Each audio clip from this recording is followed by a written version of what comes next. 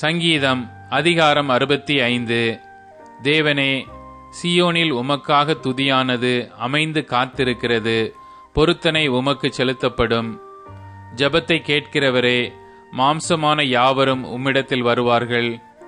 அக்கிரம விஷயங்கள் என்மேல் மிஞ்சி வல்லமை கொண்டது. தேவரீரோ எங்கள் மீறுதல்களை நிவர்த்தியாக்குகிறீர். உம்முடைய பிரகாரங்களில் வாசமாயிருக்கும்படி நீர் தெரிந்து கொண்டு சேர்த்து கொள்ளுகிறவன் பாக்கியவான். உம்முடைய பரிசுத்த ஆலயமாகிய உமது வீட்டின் நன்மையால் திருப்தியாவோம். பூமியின் கடையாந்தரங்களிலும் தூரமான சமுத்திரங்களிலும் உள்ளவர்கள் எல்லாரும் நம்பும் நம்பிக்கையாயிருக்கிற எங்கள் இரட்சிப்பின் தேவனே, நீர் பயங்கரமான காரியங்களை செய்கிறதினால் எங்களுக்கு நீதியுள்ள உத்தரவு அருளுகிறீர். வல்லமையை இடைக்கட்டி கொண்டு உம்முடைய பலத்தினால் பர்வதங்களை உறுதிப்படுத்தி சமுத்திரங்களின் மும்முரத்தையும் அவைகளுடைய அலைகளின் இரைச்சலையும் ஜனங்களின் அமளியையும் அமர்த்துகிறீர்.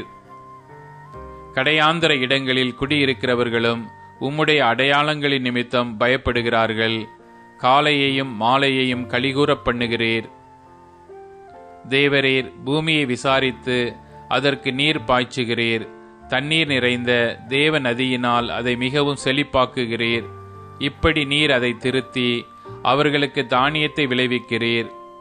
அதன் வரப்புகள் தனியத்தக்கதாய் அதன் படைச்சால்களுக்கு தண்ணீர் இறைத்து அதை மலைகளால் கரைய பண்ணி அதன் பயிரை ஆசீர்வதிக்கிறீர். வருஷத்தை உம்முடைய நன்மையால் முடிசூட்டுகிறீர். உமது பாதைகள் நெய்யாய் பொழிகிறது. வனாந்தர தாபரங்களிலும் பொழிகிறது.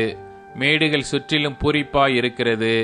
மேய்ச்சல் உள்ள வெளிகளில் ஆடுகள் நிறைந்திருக்கிறது. பள்ளத்தாக்குகள் தானியத்தால் மூடியிருக்கிறது.